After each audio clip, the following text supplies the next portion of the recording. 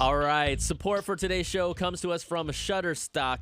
Every business needs high-quality images to attract and keep its customers. Come on, we all know good-looking things get clicks. Whether you're making brochures or ads or putting the final touches on your next tweet, the visuals you choose are proven to make a difference. So what do we have here? Get started today with a 20% discount at shutterstock.com/crunchy, because you know what? You're here with the Apple Byte Extra Crunchy. Y'all ready for this? Let's do it. Here we go. Orlando in the building.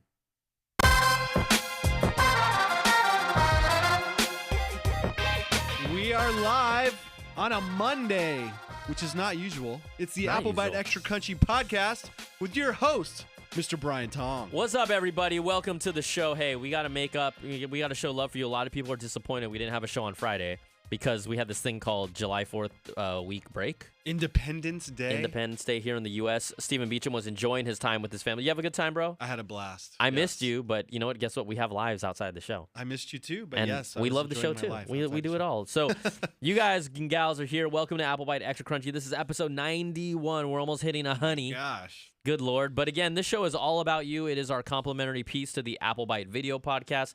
More in depth, more new information, just stuff that we can't fit into like a 5-6 minute show, even if we force a horrible skit in there that you guys may or may not like.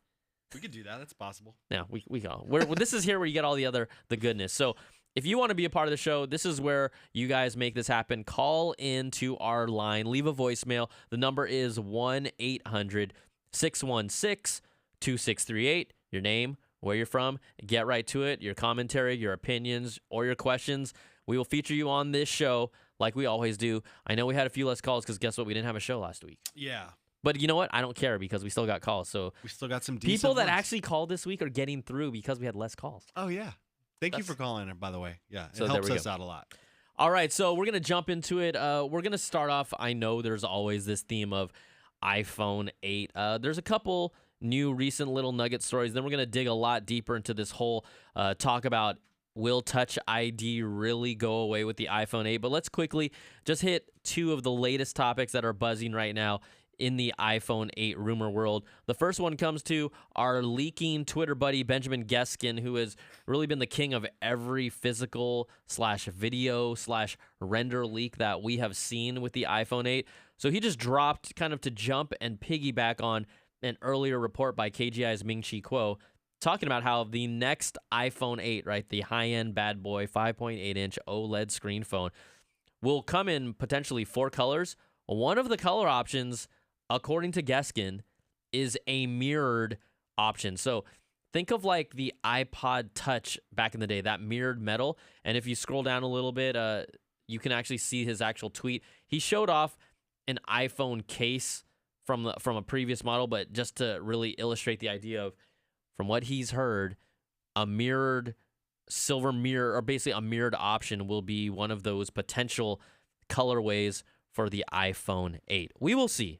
That's the one I'm going to get, man. I want the mirror option. I want to mirror that, man. Hell yeah. I'm going to mirror that. Also, the other quick blurb about the iPhone 8 is we know wireless charging has been a rumored feature for a long time.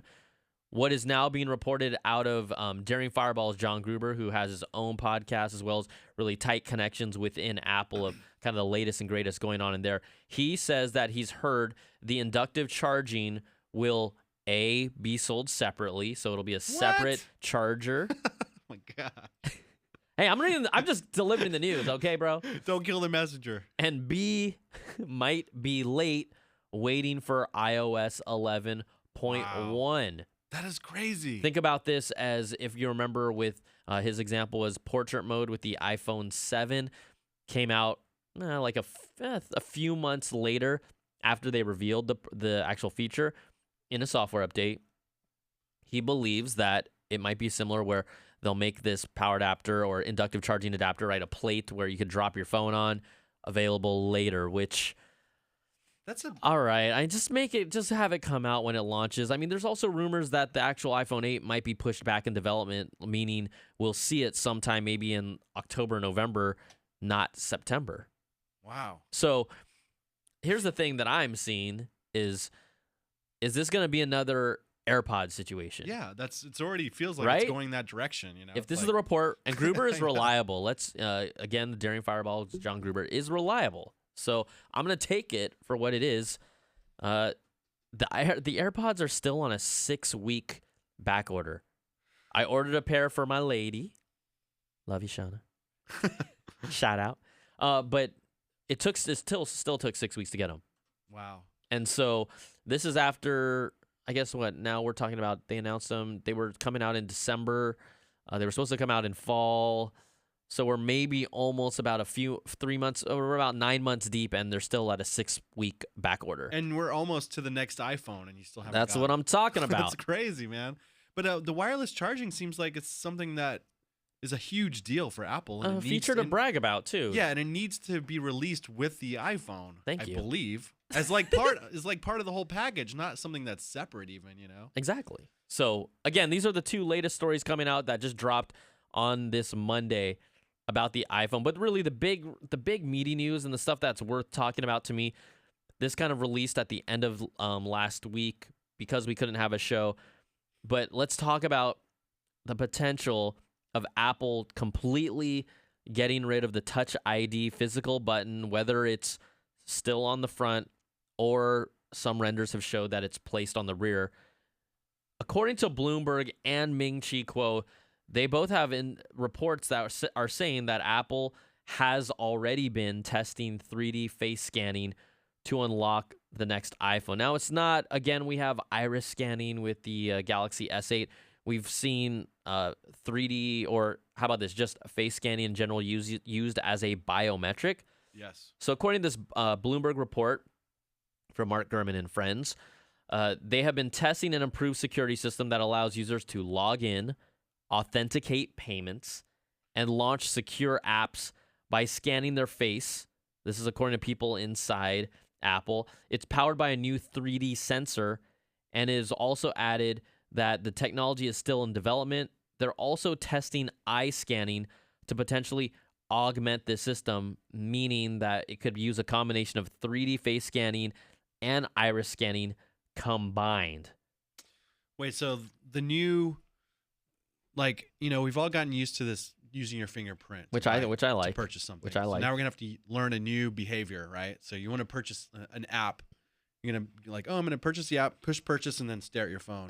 Well, here the Till it- hope is, right? It better be faster than that. According to Yeah. the report, also a phone using Apple's system that they are testing, the phone can be unlocked within a few hundred milliseconds, and allegedly works even when the device is lying on a table, which means. Oh, But to that's your cool. point, if again this is true, to your point, if you got to hold it up like this, it'll already be able to pretty much face scan you before you hold it up like this. Yeah, so you could just like put your face over the table and be like, I just gotta stare at my phone real quick. Yeah.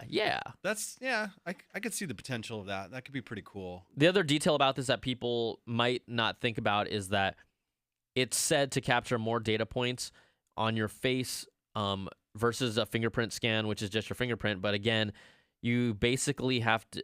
The way that Touch ID works right now, you can't just chop someone's finger off and use Touch ID. Yeah, it has You to have be to. It alive. actually has. You have it. It has to have a blood flow. blood flow. Like it senses that this is a living object. Although I wonder if you did take a layer of someone's finger and then put it on yours, if it would detect that fingerprint, but still be able to tell because of just your fingers through this thin layer of skin that it is still a finger. That actually, we haven't tested that yet. That's a very Silence of the Lambs way of thinking. But Silence. I wonder if your eyes have to be open for the facial scanner, because If it's using both iris scanning and face scanning, probably. possibly, yeah, because I could see, people can unlock other people's phones while they're asleep or something. So I think this is really interesting because all these renders and rumors about the iPhone 8 have been, oh, there's a rear Touch ID and everyone's freaking out. Like, I hate the rear Touch ID. I don't want it on the back. I, from the start, whether it's true or not, never really complained about it because using a Google Pixel, I think it's in the perfect spot. Using earlier LG phones that first had it, it's in a sweet spot. You're not looking for it per se. I wasn't a fan of Samsung putting it next to the camera lens because it does get it smudgy, right? I'm not a fan of that. I'm a fan of it kind of in that middle lower area.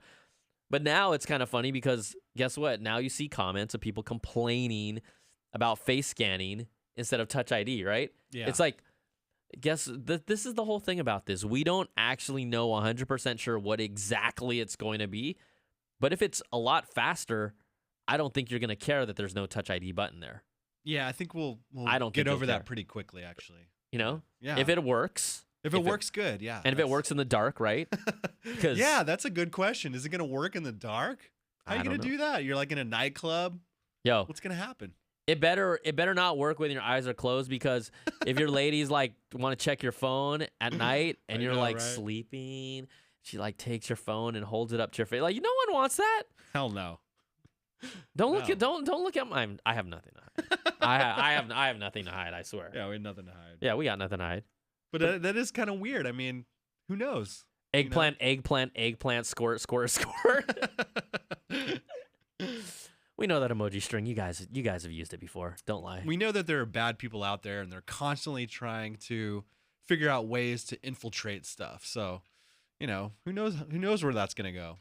So we don't know. Again, here's the interesting thing. Also, we don't know exactly if it's going to be implemented. If they're still in testing, they may completely scrap this. It could determine what physical design Apple ends up going with, because we've heard, and from all indications, there are obviously a variety of different designs about what the iPhone 8 is. I think everyone ideally wants it to have, perfect clean glass, no buttons, no sensors anywhere. Yeah. And if that's what you get, and the facial scanning with iris scanning works, then I think you'll feel happy about it. Again, these are technologies that have existed on other phones. I'm not going to pretend like they're not. Yeah. But we'll see how the total package comes together. Yeah. And here's where it gets interesting, though, okay? So we have all this information about what may or may not happen. Literally like a day after this report dropped about them working on it, a new patent filing was brought into the light that Apple has been working and improving on their own 3D facial recognition system that would be available to work for the iPhone as well as Macs, including this thing they call presence technology. And I thought this was interesting because the way it's described and kind of diagrammed out is that Apple's recognition system isn't just a face recognition system. It also looks for skin tone as well as movement. So holding a still picture reportedly won't be able to trigger this off. Oh, I see. Right? It has to be it basically has to somehow within those milliseconds prove that you're kind of like a living object of a person with a face. Man, they think of everything. I seriously, like, I would not think of that if I was a designer or an engineer. I'd be like, wait, we have to stop people from using a photograph to unlock a phone. Yeah, and it's crazy. Maybe maybe the skin tone has to do with it remembers it, so it identifies someone with maybe a more specific skin tone. I don't know how that factors in on the fly. This is just a patent filing that Apple has, but it's their own kind of version of advanced facial recognition that would work not only for their iPhones, but for future Macs as well. That kind of added on this layer of, okay, this is actually starting to come together from multiple angles: rumors, actual reports, and patent filings. It's crazy. Pretty good sign that they're doing wonderful something. Journalism by all. And this was published on July 6th. So just like 4 days ago. Yeah. They're like, oh, we better get this in the can right away. It came to light. So, it finally came to light. So I thought that was pretty interesting. Just to kind of bounce around just temporarily, in another patent filing, this is not related specifically to the iPhone 8 or whatnot, but Apple has released or revealed, based on the U.S. Patent and Trademark Office, they published an Apple patent application relating to potentially the company's upcoming HomePod speaker. Now, this is really more specific to an invention that covers how the HomePod produces sound based on its surroundings. It's described as a method of equalizing and optimizing loudspeaker output through the use of microphones, digital signal processing, and advanced computational algorithms. So really what this comes down to is Apple's own microphone system that is internal and external microphones that basically are sensing the location of your HomePod, which Apple kind of alluded to. They didn't break down the technology when they revealed the HomePod. They just said that it has a system with microphones that's able to optimize this. But right, when you put a speaker, when you put a speaker in the corner of a room, yeah, right, that sound it just feels bounces full, everywhere, right? It bounces everywhere. You put it kind of in the center of a room, it at least your normal standard speaker, it's not going to produce that same level of sound that feels like it really fills out the room. Yeah, and different types of sound do different things. Like low end, they call it low end because it fills the floor of the room. Like subwoofer based stuff? Yeah, exactly. And like high end is like you hear it up higher. I mean, like literally, like I'm talking like height. You know what I'm saying? So that's very interesting. Like it's almost like they're gonna program it to always be optimal wherever you're walking in a room or something. You know? So like, oh, he's over in that corner, so let's direct all the sound in that corner. Like that's pretty interesting. That's pretty amazing. You know what's also interesting? People didn't realize that I raised my seat so I could get a better eye line with you just 2 seconds ago while you were talking. Yeah, most of the time I look at you in the monitor over here. So when you're looking at me, you're talking to me, but I'm looking over here. So You're talking to me? It's always a disconnect, but it's funny. Yeah, we're in the same room. Sometimes you can be in the same room with someone, but feel so far away. Yes, exactly. So that's a patent filing, another patent from Apple just describing the HomePod. I'm still really, you know what? I'm not, obviously I'm one who's not sold on the HomePod, but again, I will buy and try everything. I'm just curious how it's going to be, how the general consumer audience is really going to respond to this product. I don't think they're going to buy it, man. I don't think so either. I don't think so either. Expensive. But you can never, again, we always say this, and again, you can never underestimate the power of the Apple brand and the ecosystem. Yeah, it's their marketing team is just incredible. You know? I mean, you could make a giant marshmallow that plays music, and someone's gonna buy it.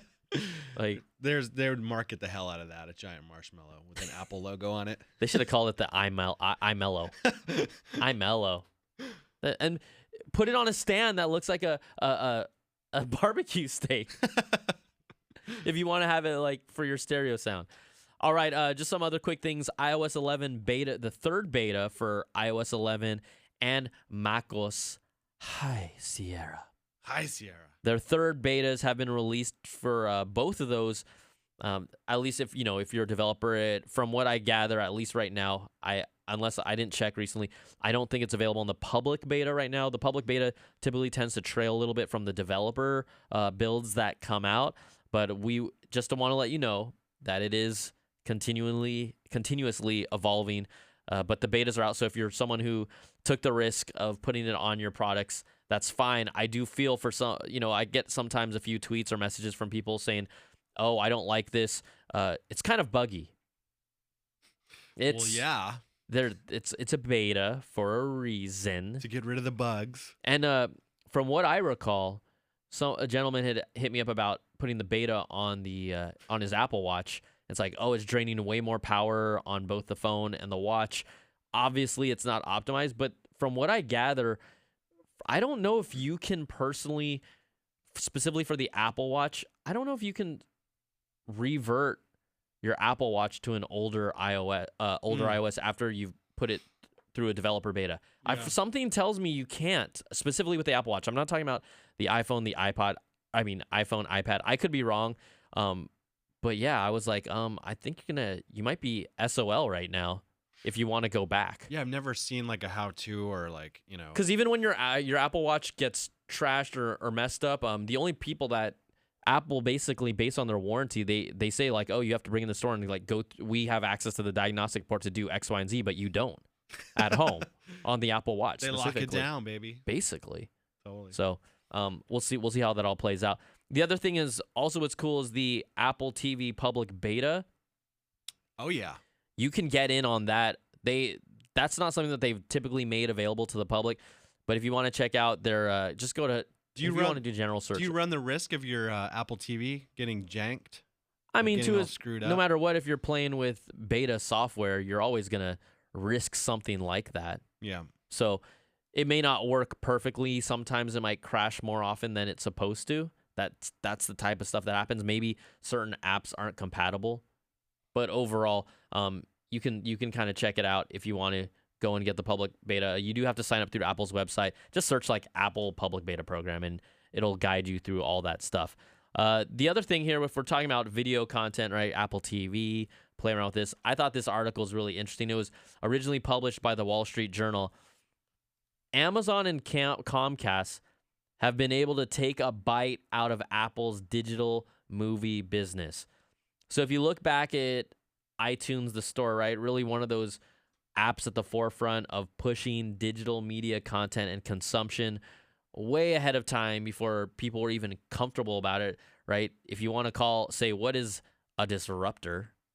iTunes was one of those things. Oh yeah, big time. But if you look at a decade later, Amazon and Comcast, as well as others, right? We have a lot of people that have shifted to streaming behaviors, but it's also cut into Apple's market share. So according to this report, the Apple now claims 20% or somewhere around 20 to 35% of digital movie rentals and sales. But if you look back in 2012, they were at 50%. Oh wow. I mean, I used to rent movies from Apple all the time and like TV shows and stuff.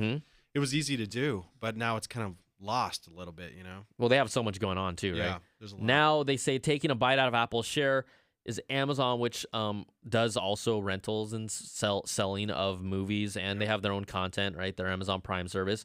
But Amazon claims now about 20% of the market share, according to the Wall Street Journal. Comcast accounts for about 15% of the market. I gotta say, like, Amazon Prime Video is always kind of like a redheaded stepchild or whatever you want to call it. And then just in the last few years, it's like really like grown up a lot, and it's a lot easier to use, and there's a lot more content. And this article is about the two main things I use, Amazon and Comcast. Because Comcast streaming service is kick-ass too, you know, like you get all your TV shows live, whatever. And they have a lot of movies on demand, like when they make deals with movie companies. But this article does not surprise me at all. Here's the other thing when I see this story and I wonder what's going on here. Look, I think that Amazon has been able to get people to purchase more shows directly when we talk about why is Apple has lost, this market share. First of all, people are now streaming on more devices. That's going to be one aspect of it. Yep. But Amazon has original content and shows that people actually watch. Yeah. Like Transparent is one of them.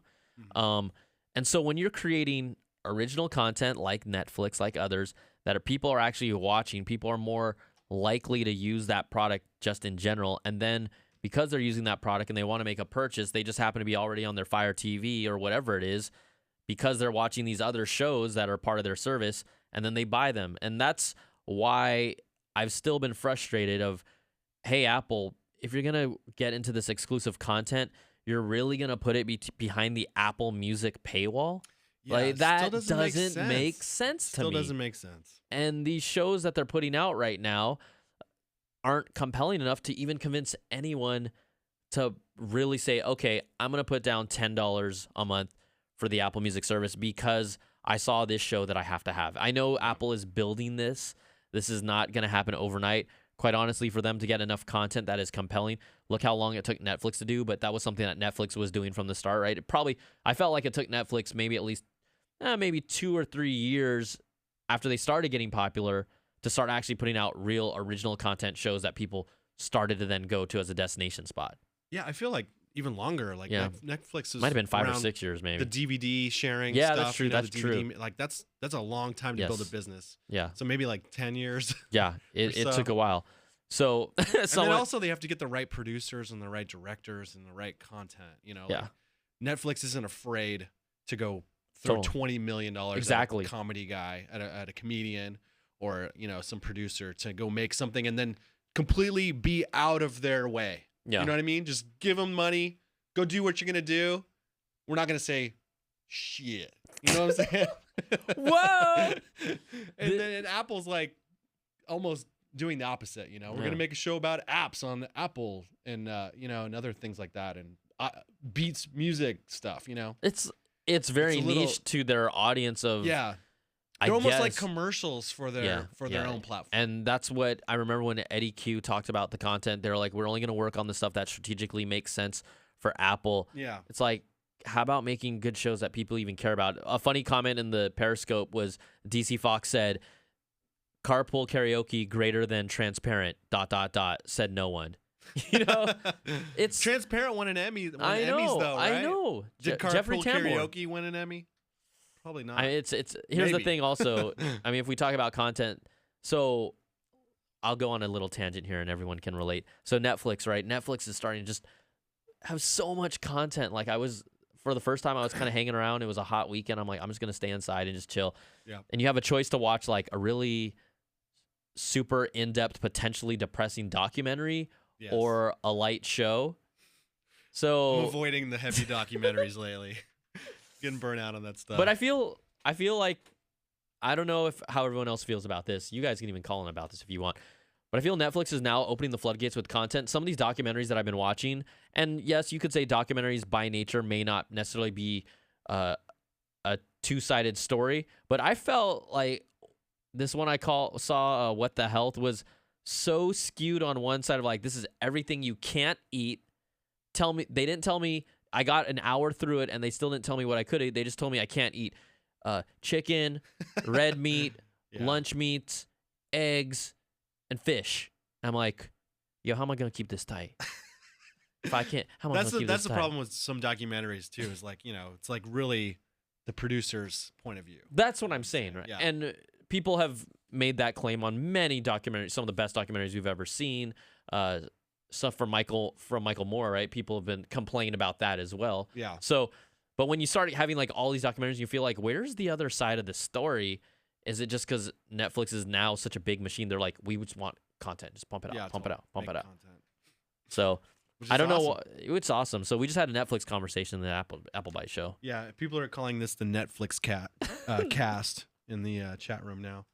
We did have some. Do you want to take like a couple follow-up questions from the? Yeah, yes, I love that. Yes, okay, please do. I love it when you jump in with this stuff. We did have one about the. Let me see if I can scroll back. Sorry, I'm scrolling back, looking for your. Just interrupt me question. sometimes. They can write them out again. Yeah, I'm trying to find. There was a good one about the. You know what? I'm not being able to find it right now, but there was a good one about. Give me the gist. About the facial recognition unlocking your phone. Yeah. And they're wondering, like, what if you get a suntan? That was the funny way. Yeah. What if you get a suntan? I don't know. And your face, your face got is a little different. You got raccoon eyes and stuff. I don't know. Just it'll be up to Apple. I don't know if the skin tone is a true indicator that prevents you from getting in or not. I don't know this, right? Again, it's just one of the aspects of their facial recognition system. We don't know exactly how it's going to be implemented. Yeah. And then when we were like, if you have white pasty skin and you think you're a dead body and it doesn't work, I don't know. Totally. If you're a cold dead body, I don't know. And then like totally just jumping around, people were making a lot of comments about the HomePod, and like we were talking about how expensive it was, and some people are saying like if it's under $300, maybe like $350 is too high. If it's under $300, maybe. I think when you look competitively with what is out there, knowing that Apple puts a premium on it, I think there are those borderline people that are still curious are willing to give it a spin at like a sub 300 price. Like $249 doesn't seem like something Apple would do. Fine, $299, but we'll see. They're gonna stick to this $349 price. We'll see how. I'm really interested in seeing how it's gonna play out. Long. I think it's gonna. I think they'll force it through and make it stick around, but I just don't know how many people are gonna actually buy it. Yeah. Sometimes Apple like gives in pretty quickly. Yeah. And one more thing I just wanted to mention that a guy said that was useful was restoring your Apple Watch. Yeah, can you? There's a tool called iBus that lets you connect your watch to iTunes and restore it directly. That's from Mata Nata M. But it's not an Apple. It's not an Apple. I know it's not an Apple software. I don't piece. think it's someone else Apple, helped put it together. Okay. Yeah. That's good. That's good. Check that out. That's just the 3 things I saw in the chat room that I felt worth mentioning. Sounds like a BuzzFeed video title. Three things I saw in this video worth mentioning. Yeah. All right. You know what? Let's just jump into the phone calls and just see what's shaking and baking. We have a couple this week.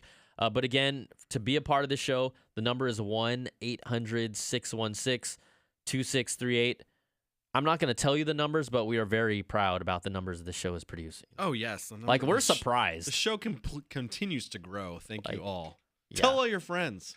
Like, more than tens of thousands. That's all I'm going to tell you right now. That's all I'm going to let you in on. We're happy. We're happy. We're doing well. Okay, first call. Here we go. Hey, Beach and Tong. This is Brian from New Orleans. With the 10th anniversary of the iPhone, everyone's talking about the rocker, but I want to show some love to my first iTunes phone, and that was the Motorola Sliver. I don't know if this was the next iteration or how closely Apple was involved in it, but I had the Sliver. In fact, I think I still have a working Sliver somewhere in a drawer somewhere. So I might go retro and pull that out. Thanks. Bye. Oh, I'm trying to Showing find love. That. I'm trying to find it. I think Well, this if it was the Sliver, was it this SLVR? one right here. There you go. Second iTunes. It's considered the second iTunes phone. That's awesome, man. The Sliver. The Sliv. I That's mean, a cool name for it. It was dude. awesome at the time. It still looks awesome.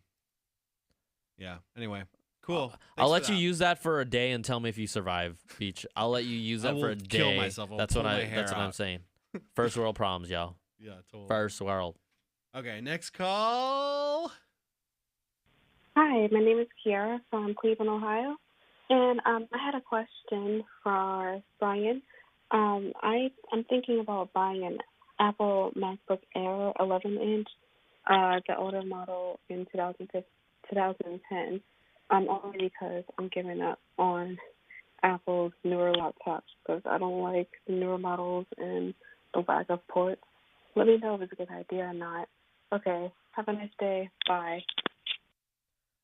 This is a tricky one because it's hard. We get a lot. Honestly, we get a lot of calls about people asking like, "What should I buy based Yeah. on this?" And we don't want to. The good thing is that we didn't have that many calls because we didn't do a show last week. Yeah. But it's hard for me to always just throw out a complete recommendation, not knowing exactly what you want to do with it.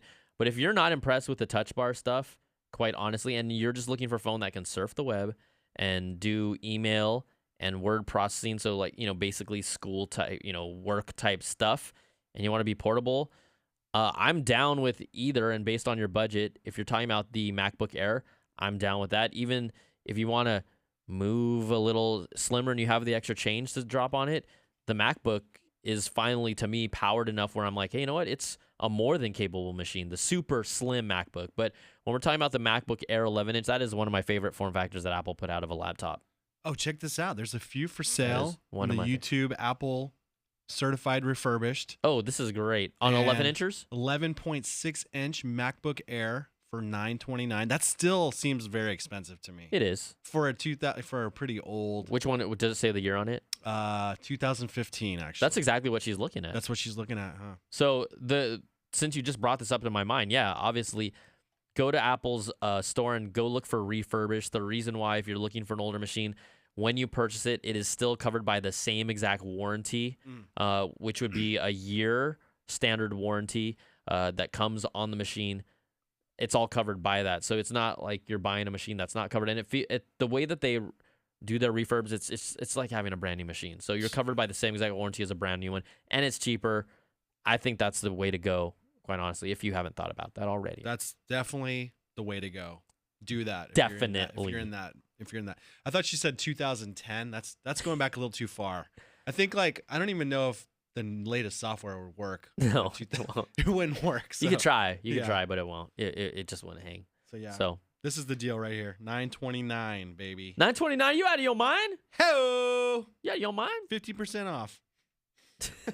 Not really, but all right, Beach. I think that's gonna wrap it up for this week. Next week we're gonna have a sit-down interview with one of my good friends, Joe Chiplinski. Yeah. We're gonna talk about apps, the App Store, the current state of Apple with how they're treating its developers, and also just like I gotta talk to him about the iOS 11 App Store layout. I'm just like, yeah. Nah, bro. If anyone has any questions, please call and dial this number and leave us a message to ask him questions. Because I'm sure he can answer a lot of great questions. But again, we'll take all your calls and everything as normal. 1-800-616-2638. Place to go, place to be. We're going to wrap this up. Thanks for waiting for us a few extra days. Be safe. Take care. Love everybody. Peace.